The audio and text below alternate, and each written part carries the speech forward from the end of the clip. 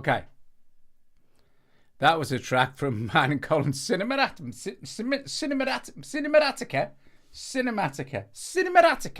What the fuck? Cinematica, called Following Shadow.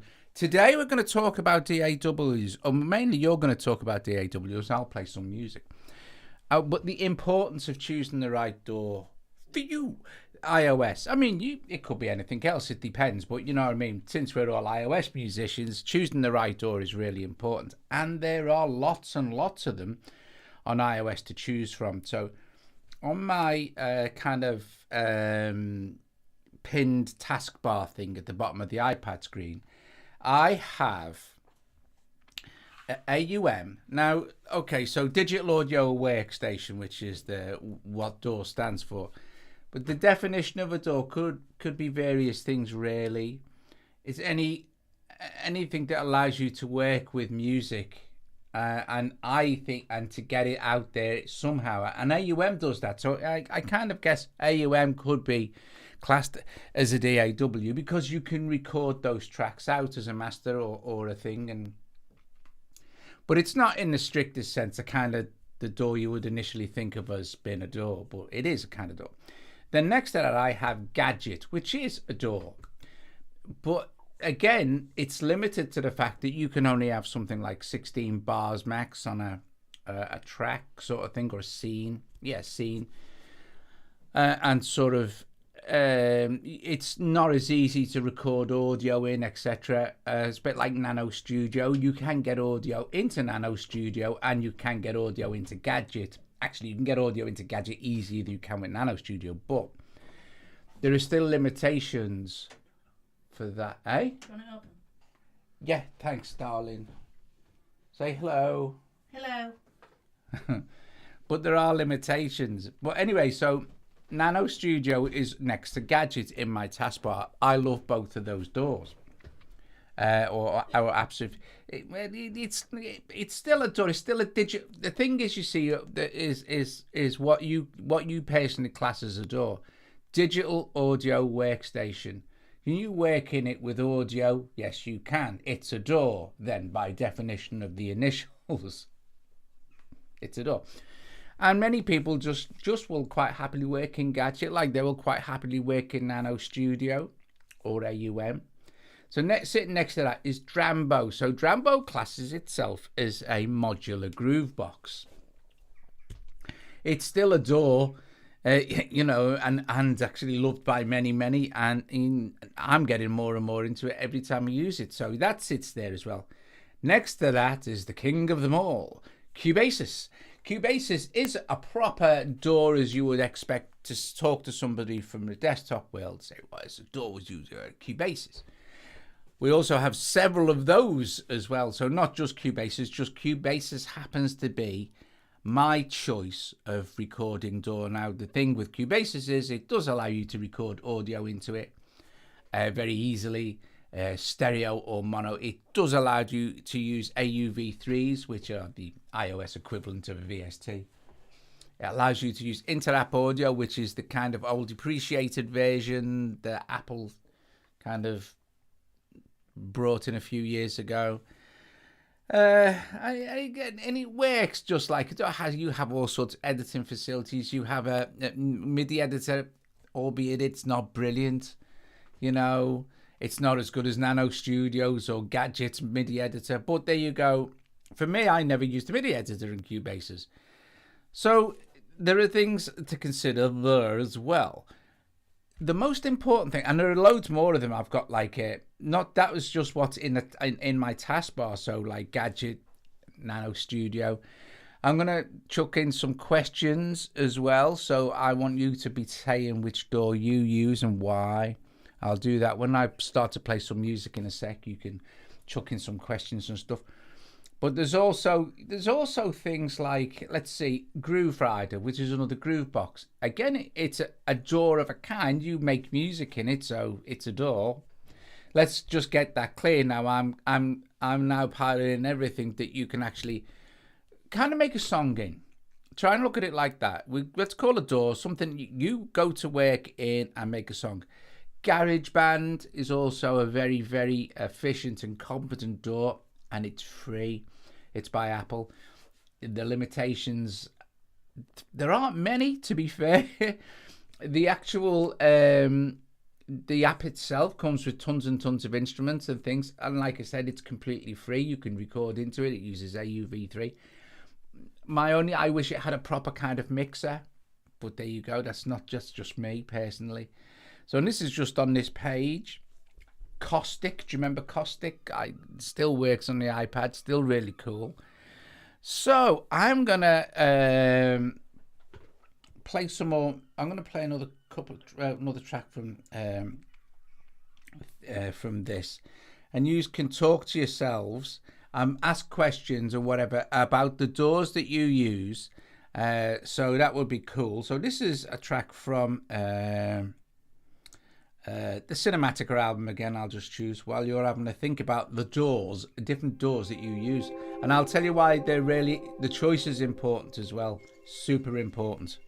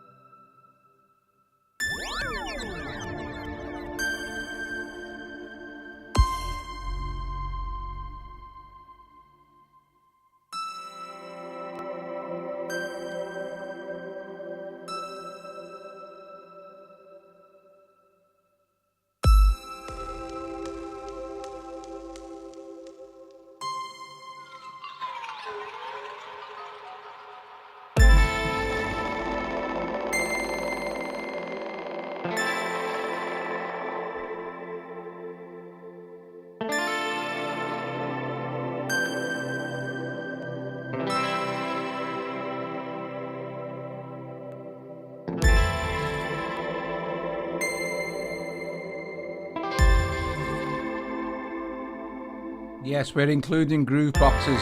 Zen Beats is a full DAW, like Bleed's Groove Box Remix. Yeah, we'll include all of those. Anything you can make a track in is a DAW.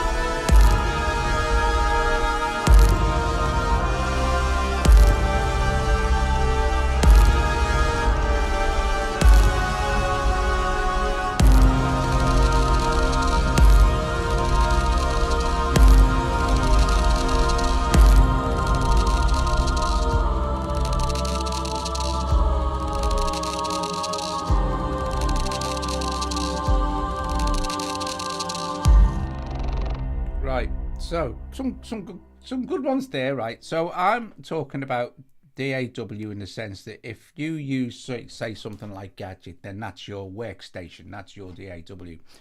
If you use GR16, that's your workstation. If you use Sunvox or any other tracker, then that's your DAW, that's your workstation. So I'm not like being super specific here. I'm not like saying, oh, only things like Cubase's that you can record linear tracks and record them forever. No, because it's not, because we're way beyond that now. It's, you know, in this day and age, we have many options for making music, and not just linear DAWs like we had back in the day. They're still important, obviously, and like I said, Cubase's is probably my go-to DAW on the iPad, whereas at the moment Studio One is on the desktop, and they're both very traditional DAWs. You know, they're dead standard, dead basic. They function exactly the same way.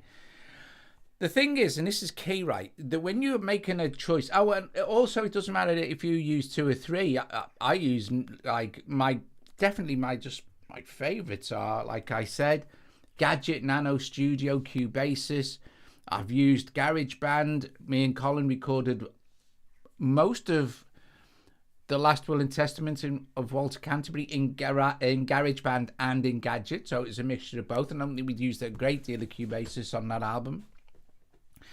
So that also changes it up as well. When you go from an environment that you're very used to, and then you go into a different environment, you end up sounding different. It's something like you're getting used to the new DAW, and you're kind of getting excited with the new features and instruments that DAW may have. This is important though, because what any DAW should do is allow you to adapt your music and workspace. The DAW should not dictate how you produce music, if that makes sense. The DAW should be really transparent at this point. When you finished your track, you shouldn't be able to go, oh, that was done in Cubase's, oh, that was done in Gadget, that was... As long as it sounds like you, then that DAW has done its job. And if you're struggling with a DAW, then if you've struggled with it for a few weeks or whatever, then definitely 100% that DAW ain't for you. You should move on to something else. Now, there are lots of others. I've just seen Thomas mention, I wish there was on iOS basis. See, we have FL Studio on iOS as well. It's not bad. It's not brilliant, but it's not bad. I've done a few videos, excellent tutorials on that. I've done a few videos on FL Studio. There you go. We've had one here. Someone said Core Gadget is honestly the ideal one in his opinion. Core Gadget is awesome. If you make music that's kind of like of a specific genre, say you make like a lot of EDM or ambient, then if you make loads of EDM, picking something like IMPC or Beatmaker ain't really gonna further your cause as an ambient music producer. Whereas you would definitely 100% want your more standard linear kind of traditional DAW like Cubase's, because the thing is with it's stuff like that, you kind of, it wants to lock you into a loop-based situation. Although you can freely record in Beatmaker, it's not like where its main focus is. All you need to do is check out the sound packs and stuff they sell, and that audience for that type of music is huge. What I will say about Beatmaker 3, and I have done tutorials on that as well, what I will say about that is it probably has the best sampler in the world, whether it be hardware, desktop, iOS. You would be hard pushed to beat Beatmaker's sampler. It's worth the price of the app just for the sampler. So if you sample stuff, then you really want that app. But then again, you see, if you sample stuff, then that app's probably is going to be brilliant for you, because you can assign it to pads, etc like this. So I did see that Ivan mentioned Auria Pro. Again, Auria Pro is a traditional bass DAW. So that's, you know, Auria Pro is very good at recording audio. MIDI was added later when it became Auria Pro. but it's still efficient and it's still good. It's just that I never really clicked with it as so much. I don't know why. That time I was entrenched in Cubasis. I'd learned that DAW, and that's the thing. It's just that you like doing what I do. You kind of have to at least show the different things that are out there, and then in showing stuff, sometimes you'll come across something and you think, well, you know what, this is really good. I think with Dram, it's taken me a couple of years to even kind of start to appreciate how brilliant Drambo is, and yet it may not be like looked upon as like a traditional DAW at all. It's not. It, like I said, it classes itself as a modular groove box, but it does it very, very well. It's incredibly deep. You can pretty much do any type of music you want on there. It's awesome stuff. So another one, Music Studio. Do you remember Music Studio? Music Studio's here as well. Music Studio has a bunch of its own fabulous instruments. I think you can record inter-app audio into it, but more or less I think it was aimed at using the internal instruments other than the external instruments, but it's still very, very good. What else have we got here? Just blinking loads of them, I tell you. It's really quite surprising. 8 Matrix is another one. Now, I would class 8 Matrix along the same lines as AUM, except that you can't actually record. I don't think you can record 8 Matrix, but do you know what? I might be wrong because I'm no 8 Matrix genius here. But it's still a similar kind of thing, whereas you can route a bunch of stuff together and have them open on the screen and see what's doing, and you can create these modular grooves going, which is kind of like, if you ever watch any of my AUM sessions where I just kind of build up, and it's usually only like 4 to 8 loops of music that kind of we just add stuff to, and then we go nuts and add loads of effects and things like that, you know. But 8 Matrix is along the same lines as that. You can do the same kind of thing with 8 Matrix as you can with AUM, which is absolutely lovely because hello Watson, which is absolutely lovely because from a reviewer's point of view, or someone who demos apps and stuff like that, they're dream apps. They're dream apps because you can open several of these things and it's very easy to get them to do what you want them to do. Very cool, very cool. So AUM 8 Matrix, I would still say they were DAWs in a looser sense of the word, like I'll include groove boxes and stuff like that. But yeah, so it doesn't necessarily, in my opinion, need to be, because say for instance, right, you only use Nano Studio.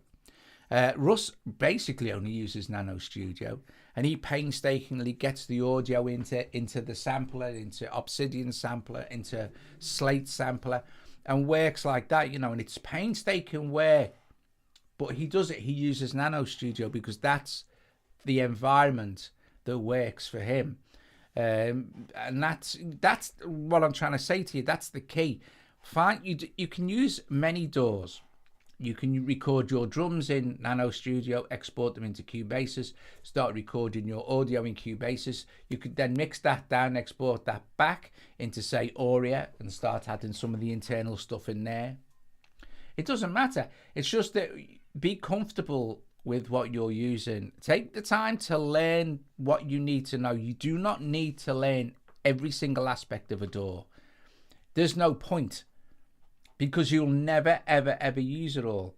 Unless you're an engineer, and if you're an engineer, say for instance, and you're recording other people, they're coming to your recording studio and you're recording other people, then yeah, you will need to know everything about the desk you're working with, and you will need to know every single aspect of the DAW you're working with, the audio workstation you're working with.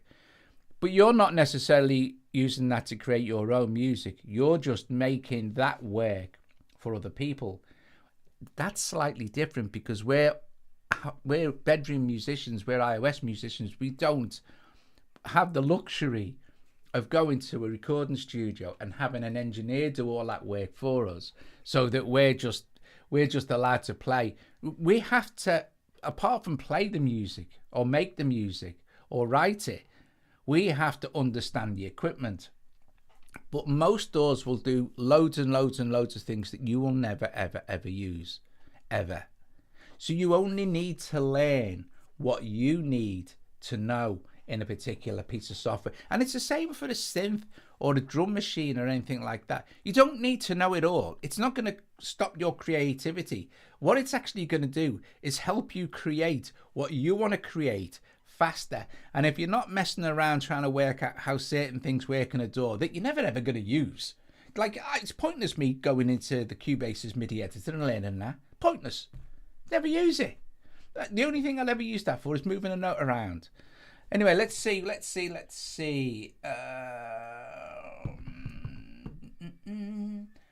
Am I missing anything at all on the chat? I'm going to play you another piece of music. I'm going to look some light. Let's see what we've got. Let's see. Let's go and play. Let's see. Go back again. I'm going to play some.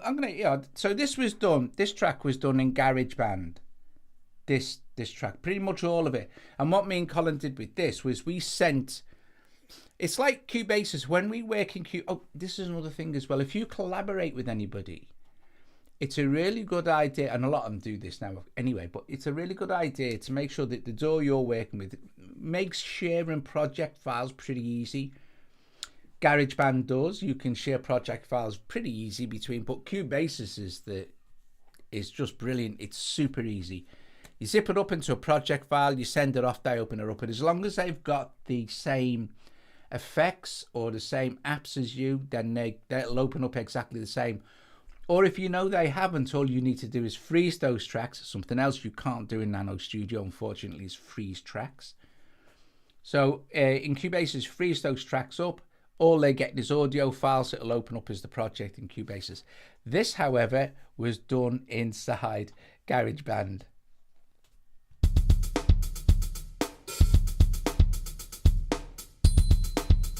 Actually, this was Gadget.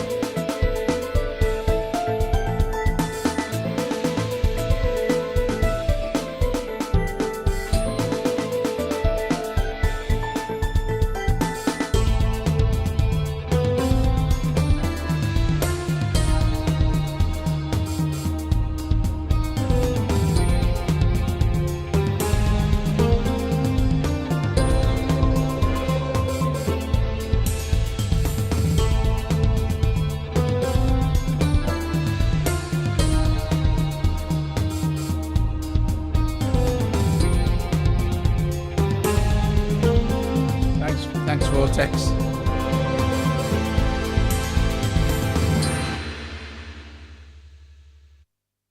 Okay, so now Vortex is a Cubase's man through and through.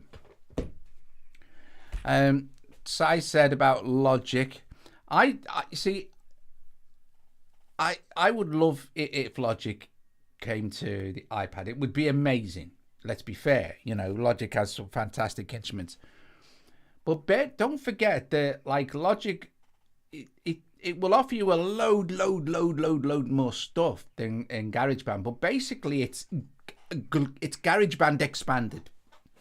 So if you don't like GarageBand's workflow, you probably won't like Logic's that much. It has the same feel as GarageBand. It uses the same drummers technology, stuff like that. It has more or less the same instrument set. So it's just that it has proper mixes and stuff, way better ability to apply and use effects, etc., etc. Although if you make the effort with GarageBand, you can produce amazingly professional results. I mean, really stuff that you would never, in a million years, you'd never go, was that done in GarageBand on iOS? All you need to do is listen to the iOS community, and you'll see. So incredible. We have, like I said, we have an incredible selection of DAWs. Let's go on, shall we? So, all right, loopers as well. I would group the loop in particular. I would class as a really good DAW, because it will allow you to build up sections, so a whole song. You can overdub as much as you like. You can use AUV3s inside Group the Loop as a looper. What else do we have? Let's see. And I'm just looking at what's on the actual pages here. So let's see. Must have more of them on here. FL Studio Mobile. And like I said, I've done some stuff on that as well. And that is pretty good if you like that kind of thing. And it's not that difficult to use.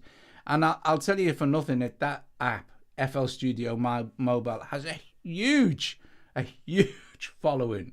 People love it. It's massive, absolutely massive.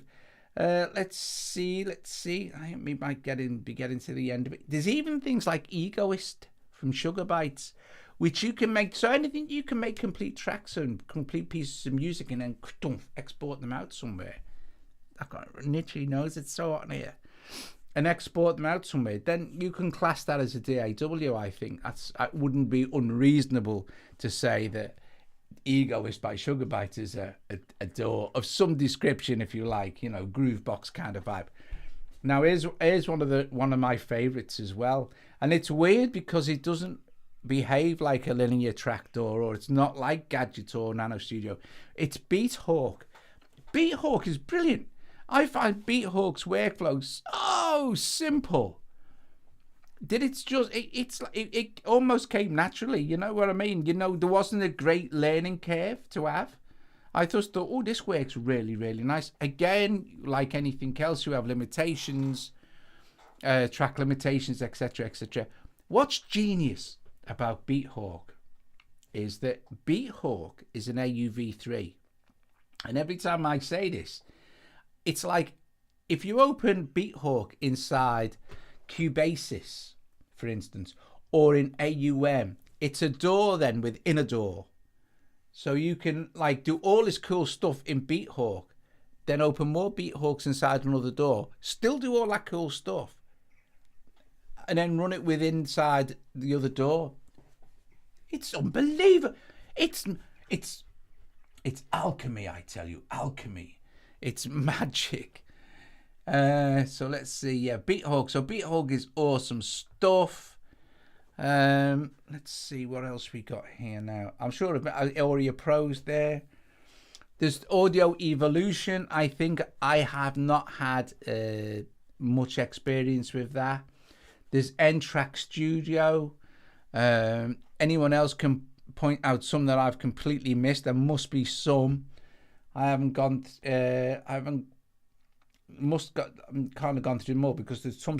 Harmonic Dog is another one.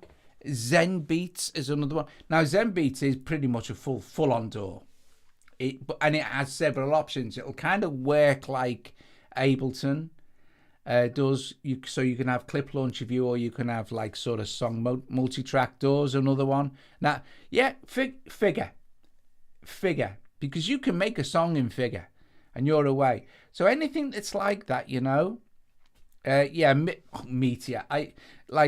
Paul had talked about Meteor so many times, but even Paul says, you know, like now with Cubase's, Audio Pro, etc., Meteor kind of got left behind a little bit. But Meteor was really good, and again, anything like Paul's apps, it had a really, really great sound set, you know, bunches of great effects, etc. So yeah, so there's that as well. There'll have been loads of stuff we've got, like we forgot from years ago, I'll bet you. Tons and tons of stuff. Elastic drums is another one. Be doing some elastic drum stuff next week. Very cool. What we got if we swing over again a bit now? Looptical. Does anybody remember Looptical? Looptical, I haven't put it back on here. Looptical was a really interesting DAW. It behaved like a tape machine in the fact that when anything that it recorded, you couldn't actually see, so it was just like recording and re-recording the tape. But Looptical was a lot of fun, and it's actually still available there, you know what I mean? So that's pretty cool. So what else are we missing now? What have I forgot? What are you doing, Watson? Hey, good lad. Yeah, oh, see, Audible, he's all right, darling. Audible remembers Looptical. I'll show you, actually, I think I can show you Looptical. What? Yes, okay. Welcome to Looptical. Would you like to take a quick tour? No. This was Looptical. You can't really tell. I might do a little tutorial on it. Oh, I tell you what. Right, let me show you as well. Does anybody remember? Let me just see where I am now. So we've done Looptical. I think we must be pretty much at the end of the DAW thing on mine. So yeah, figures there. So we've covered some of the ones, and of course, like, you know, the ones that I mainly use for demoing stuff like this and recording the music in. But look, wait a sec. Wait, look at this. Watch. Oh, I'm just gonna make sure that I can reach this. This is an iPad 4 from, it's mine and Joe's iPad 4 from years ago. Actually, it's charged up at 92% because I charged it up not long ago. Let me just get into it there. And I put this back on it because I can't get this on the new iPad. Do you remember? Look, I don't know if you can see, but it's see, I keep trying to do all this stuff that you do with the normal iPad, but it doesn't work like that. Nano Studio One. I'm gonna do something with Nano Studio One settings. How the hell do you do the brightness? Not like that. I've forgotten. Anyway, I'm going to be doing Nano Studio One, but I have to do it on this. And unfortunately, I really thought I might be able to re-download Alchemy from my purchase, but no. So okay, so here's another one we did forget, and it's on here somewhere, but I'm probably gonna not be able to find it. Is there we go, Pure Acid. Do you remember that? Came out about a year ago, a couple of years ago.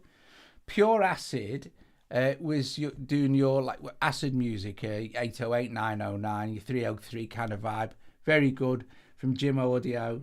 And then next to that is Workbench. So Workbench was like a sampler, but still you can complete a track. You see, you can complete a track, and you can kind of move it off into somewhere else.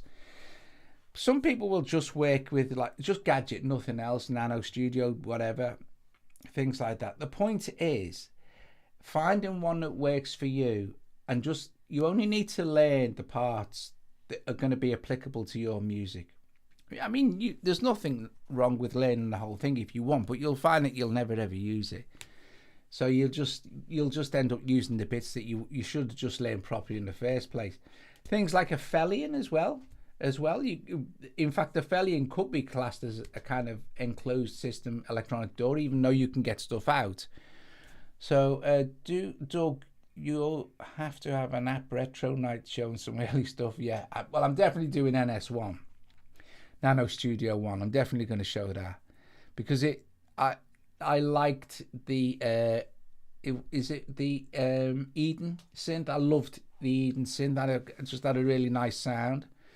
But yeah, Workbench as well. So tons and tons and tons of stuff there is on iOS for making music DAW style. But like I said, it's not necessary that you stick with one. You can use one and then use another one and then transport it back. But just make sure that the DAW doesn't dictate the music that you want to make. You know what I mean?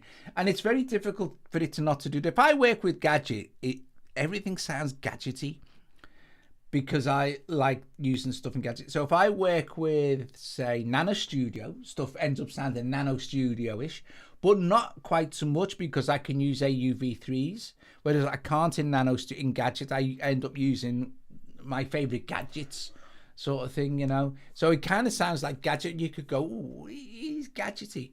Doesn't mean it's not brilliant, and it doesn't mean it's not thing. And it doesn't mean, but it kind of influences how I work. Whereas Cubase's Audio Pro influences the way I work because I don't understand it as much as it can be a little bit buggy. It's been buggy on me the last couple of times I've used it, but apparently it's all right again now. Dave said it was okay. Ivan said it was all right again.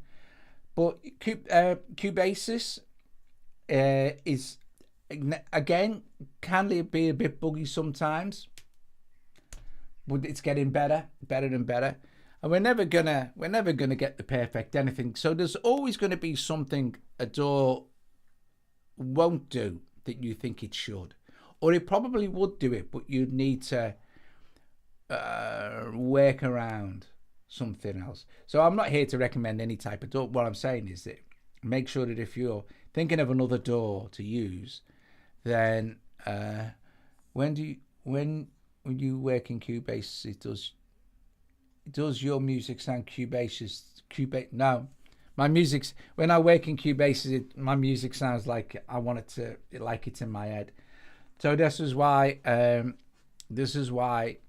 Cubase is a good DAW. But it's like working in Studio One on the desktop, or it's like working in Aurea, and to a certain degree Nano Studio.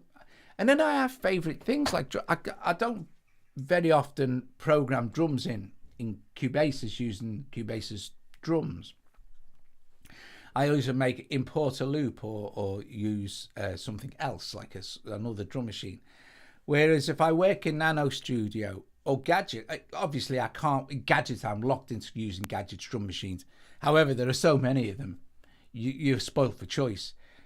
Nano Studio has the best drum machine ever, in my opinion, which is Slate. It's incredible. The sounds are fantastic. You can import your own sounds in. It's very, very, very easy to work with. And I find Nano Studio's workflow fast. I can work in Nano Studio really, really fast. I can work in Gadget fast. Gadget and Nano Studio, and I'm beginning to get better with Drambo as well, which is really good. Which I can feel myself. I don't need to understand everything about Drambo because Drambo is modular. So there's no point in me learning what I will never use. I will never use Drambo to build great big modular synths. That's not my bag, man. Do you know what I mean? It's not my thing to build huge synths. I like to make music and I like to make it quick. And I have found that Drambo also offers me that solution as well.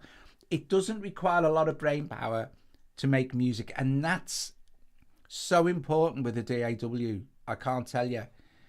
You don't want to be looking at the screen for half an hour going, how do I do that? How can I do this? You